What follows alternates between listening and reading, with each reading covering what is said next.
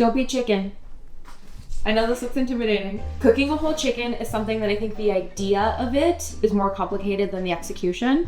So I'm gonna show you how to break this down, and we're gonna dry brine it and then roast it until the skin is nice and crispy and it's so juicy. And we're gonna do some caramelized onion and some caramelized jammy lemons. It'll feed you for a few days, and then once you have the bones left, we're gonna make some stock.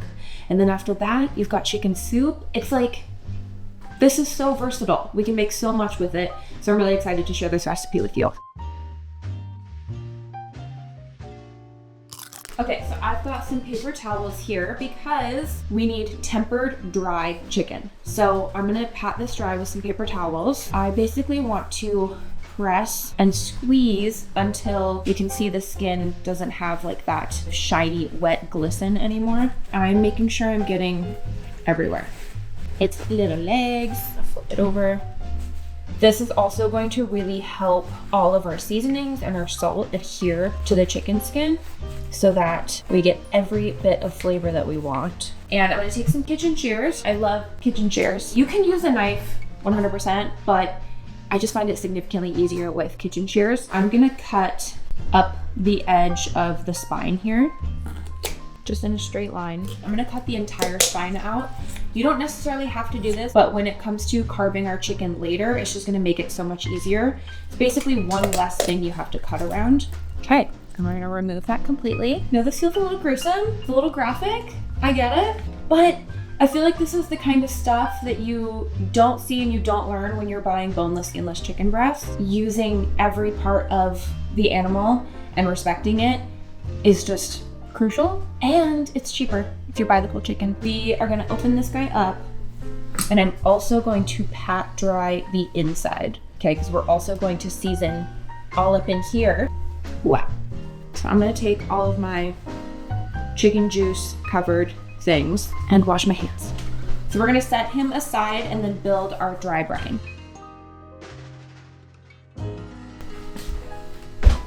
Okay. This is a 4.5 pound chicken that we have. My typical rule of thumb is 1 teaspoon of salt per pound of meat. So 4.5 teaspoons of salt. We use Diamond Crystal, which apparently is less salty than Morton and sea salt. So keep that in mind. So if you're using sea salt or Morton salt, I would use about 1/2 of a teaspoon or a teaspoon less. 4.5 pound chicken means 2.25 teaspoons of sugar. So we're doing half the amount of sugar as we are salt. And we are using yummy brown sugar. I just love the added kind of like caramely molasses flavor. And I'm adding a lot of fresh cracked pepper, 1 teaspoon of onion powder, 1/2 teaspoon of garlic powder, 1/4 teaspoon of cayenne pepper. So we get a little bit of heat, we get a little bit of sweet, we get some saltiness, 2 tablespoons of smoked paprika. Come on. You can do it. Thanks. Very helpful. 1, 2. Just gonna mix this up with my fingers and make sure there's no clumpies. Okay, now we're gonna brine our chicken.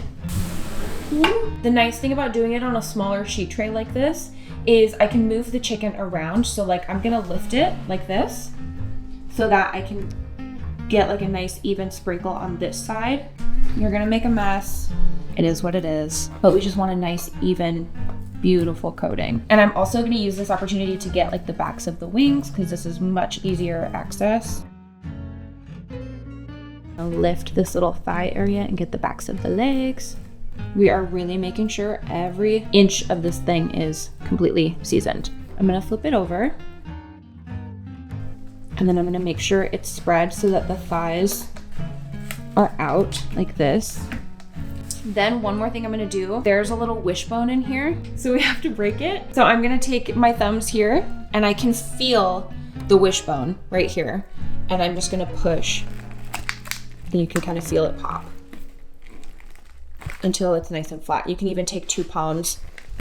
At first I was afraid, I was petrified. We've got about 1/2 of our dry brine left, and we're just gonna sprinkle nice and evenly over the top, so you can kind of lift and get the edges. We don't want our chicken to have tan lines, so I'm just gonna lift and make sure we're getting every area. There's our beautiful, evenly coated chicken. Okay, we're making sure we're keeping a very clean workspace. Okay, so this is some movie magic that I'm very excited about. I feel like I'm actually on a cooking show because we have 2 chickens. So we have one that we prepped. So this has been brined for 48 hours. And then we have one that we just did together. I really wanted to point out the differences between these 2. So one, I actually had Tobin spatchcock this one, so he kept the spine in. You can totally do that, that's completely fine. But I just want you to see when you're carving the thigh out, you are going to have to cut up the spine, which is just one more thing to do. And with this, all you're gonna have to do is cut here and you're done. But now I want you to look at the difference between the skin. So you see how papery and thin it is versus how plump this is. So the salt in our dry brine has drawn out the moisture in the chicken skin. We want that because that means when we roast it, we put it in the oven, it's gonna get extra crispy and like, so good. The actual meat is gonna be super juicy and succulent and amazing. We're gonna pop this in the fridge and then we can eat this later in the week. A quarter sheet pan is kind of the best thing ever because it's small enough that it can just fit right in our fridge. I'm just gonna slide it in there right next to the beer and the leftovers. Okay, so now we're gonna prep some of our veggies. Okay, so we've got 2 lemons. I'm gonna roast them whole, so I have those washed, they're nice and clean. And then we got these red onions from Misfit Market. Look how cute and tiny they are. So the recipe will call for just 1 large red onion or 4.5 very tiny red onions. I love the caramelized crispy red onions from this recipe. It's one of my favorite parts, so I am gonna err on the side of more versus less. If that's not your thing, that's totally fine. I'm just gonna peel the papery skin off. Take this little nub off. And then I'm just gonna cut into wedges. And then I'm gonna cut again. They're kind of in little like 8s. And so then that's gonna get all crispy and jammy and gorgeous. If you're really in a pinch and you just need to throw the chicken in the oven, do that. You don't have to sit here and prep 5 red onions. They're gorgeous. I need to walk away. The red onion. I'm crying. I'm just gonna take these red onion wedges, put them in a little bowl so we can give them a nice coat of olive oil. Nice healthy glug. A little pinch of salt. Oh my gosh, it's hitting me again. Oh, oh my god. I feel like I heard something that was like, if you keep a wet paper towel on your cutting board, that's supposed to work, but I've tried that. It doesn't work. There's that. So we've got our chicken that has been dry brining in our fridge for 2 days. It's also been sitting out at room temperature for close to an hour. We want to bring this to room temperature so that it doesn't go into the oven cold. And I'm actually gonna just scoot it like off of the parchment just a little bit, so that I can lay out a red onion. Stunning. I've got a little bit of olive oil left in this bowl, and I'm just gonna take the lemons and get them nice and coated with oil. So I'm just gonna spread out our lemons, and I actually want them facing down. And then take our chicken, spreading out our onions. So I want some onions around the edges. Those are gonna get the crispiest. We want some underneath the chicken, and those are gonna get jammy and soft and gorge. And I want some lemons underneath the chicken as well. They're gonna prop up our chicken. And I'm gonna lay him down like that. All those chicken juices are going to fall down on our yummy onions. Gorgeous. Okay, and there we go. This is going in a 425-degree oven to get it nice and crispy and caramelized and browned. And then we're gonna drop the temperature to 350 to finish cooking. So this is going on the center rack. Okay, so we will check on that in about 30 minutes. Okay, I did a thing.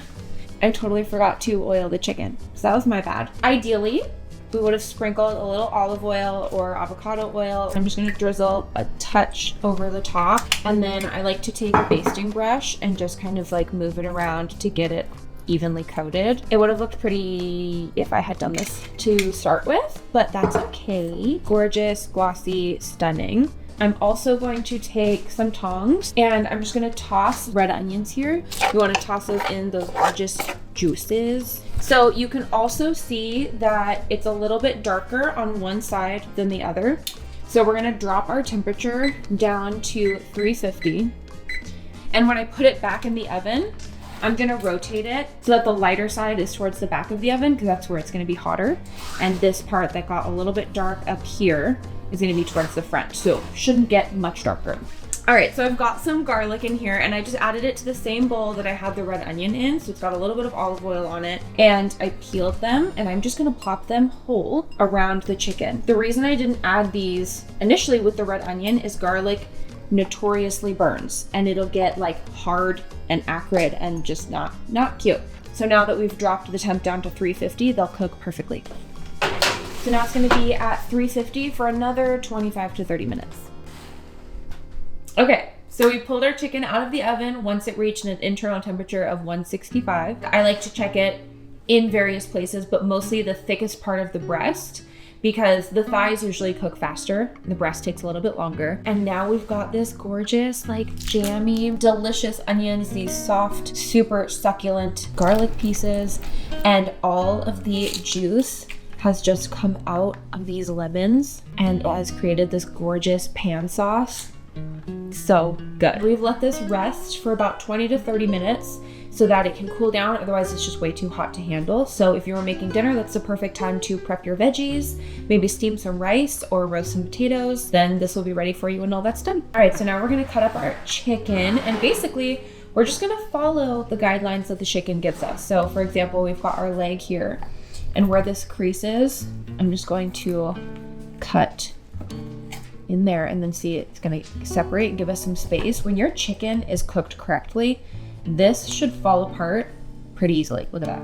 I didn't even cut through bone. The bone just naturally softens. Now we'll take the drumstick off. So again, I'm just gonna use that little crease, and then we'll see that joint right there. And Sequoia is very intrigued. Can cut right there. And then we have our little drumstick. Okay, and then we're gonna do the same thing on the other side. Okay, and then now from here, we've got our breastbone. So there's some cartilage that goes through here. And I'm just gonna cut right down the center, flip it over, finish that cut. There we go. Okay, if you wanted to, you could store it like this, and then you could shred it off or reheat it with it attached to the bone.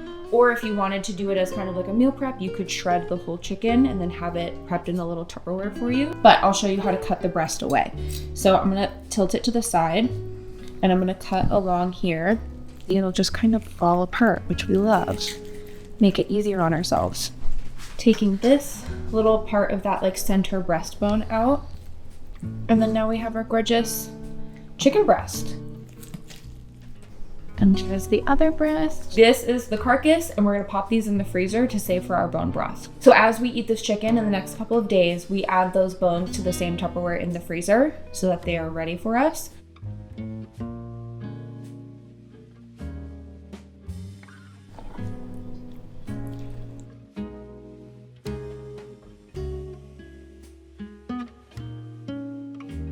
This crispy skin business, it's so perfect. And you get hints of like the garlic with the spice from the cayenne, but then some citrusy, lively acidity from the lemon. These little caramely onions are my favorite things to snack on. They're like jammy and soft and succulent, but crispy at the same time. It's so crazy how really little effort goes into this. It's just a bunch of dried spices and some salt thrown on a patted dried chicken and tossed in the fridge. I totally understand how intimidating it can feel. Once you've done it once or twice, it's so easy to do, and hopefully it becomes a staple in your home. This recipe became such a staple for us that this was literally the brine that we used on Thanksgiving last year. It's just kind of like a mini turkey, and this feels very festive, very cozy. Eventually you'll get to this point where it's your weeknight chicken. So I hope this recipe is a weeknight chicken for you, and I cannot wait for you to try it. If you do, please, please, please tag me and tell me how unintimidating this recipe was. Bye.